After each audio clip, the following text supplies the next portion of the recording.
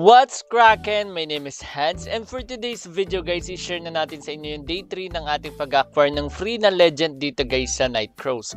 So eto guys, kinikill natin dito yung Edyard. So eto, nandito tayo sa World Dungeon. Nasa lower lang din kasi ako ngayon guys, kasi nabasagan ako dito ng burner. Pero dito guys, papakita natin sa inyo sa video na ito kung may makukuha ba tayo dito sa day 3. At syempre pagkatapos ng day 3 guys, tatry natin damihan na dito yung pag-try natin. Tapos itatry ko na rin mag-create ng character doon sa ibang servers para hindi na ako mahirapan doon guys sa mga QR code. So guys, papakita na natin sa inyo yung aking naging journey, and also guys, shoutout pala kay Bossing Misio. Nag-send siya sa atin guys dito ng 504 seeds kahit wala tayong coupon. So maraming salamat Bossing, and let's go! A few moments later. So eto guys, ayan, nandito tayo. Ito yung una nating character. So, bagong account ulit to. So, gumamit ulit tayo dito ng OT guys. So, ayan, bumili na ako. Ayan, so kulang na lang tayo. Ayan na pala, sakto na pala guys, pati sa alchemy. So, open lang natin guys, okay? So, para sa ating first character na si Reb Guapo mo, ayan guys, ayan, wala tayong nakuha ditong rare sa alchemy. At also sa mount guys, check natin. Okay?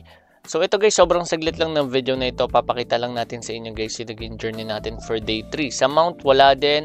At sa WS guys, so ayan, hindi ko ito ini-skip kasi kadalasan mas maganda siyang tingnan and mas nakaka-thrill siya guys kapag hindi mo ini-skip yung animation. So ito, ayan, wala tayong nakuha. So ini-skip na natin kasi wala naman tatak guys. Okay? So ayan, maglilib na ako tapos create ulit ako ng character. At ang ginagawa ko dito guys, binibasic ko na lang yung pag-create ng character.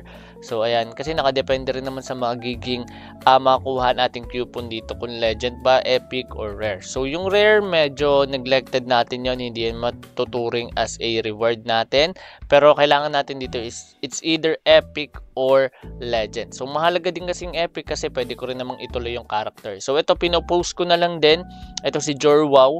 So pinopost ko na lang siya, and syempre ina-unpost na lang natin kapag bibili na tayo dito guys ng mga coupon. So una natin is ayan. So meron tayo ditong nakuha na alchemy at ayan. So walang rare. Ayan, next one is mount. And boom. So wala ulit tayo nakuha. So skip na yan. At next one guys is WS. So ito, ang bala kong gawin dito guys is tatry natin siguro kahit mga 6 or 8 na character per day para syempre guys mas malaki yung chance na makuha ko dito yung legend. Kasi kung 4-4 lang medyo suntok sa buwan talaga yon. Pero kung dadamihan natin, isipin natin syempre nasa 8 coupon yun per day. Okay, so 8 account yung gagawin natin. So wala tayong nakuha, live ulit, tas gawa ulit guys ng bago. So sinasaglit lang talaga natin to. Ayan, same character lang din, tapos binabago-bago lang natin yung name. Ayan, so dito medyo nahirapan ako dito kasi itong mga names na to meron na daw. So ayan, awawawaw. Okay, so medyo ginagawa ko guys yung character is hindi natin siya hinuhulaan lang yung pangalan. Para ang mangyari is hindi tayo maturing as bot ni Nightcrows. Kasi sabi dun sa may nag-comment baka daw ma-report or bannable daw yon. So hindi ko rin alam, pero sa mga rules wala naman ako nakikita guys na bawal mag-create ng account. So ito in-unpost ko ulit, tapos ito nabili ko na yung coupon. Ayan, so open na natin. So dito na tayo guys sa alchemy. Okay, sa alchemy wala na namang nakuha, puro uncommon lang. Ayan, next one is WS.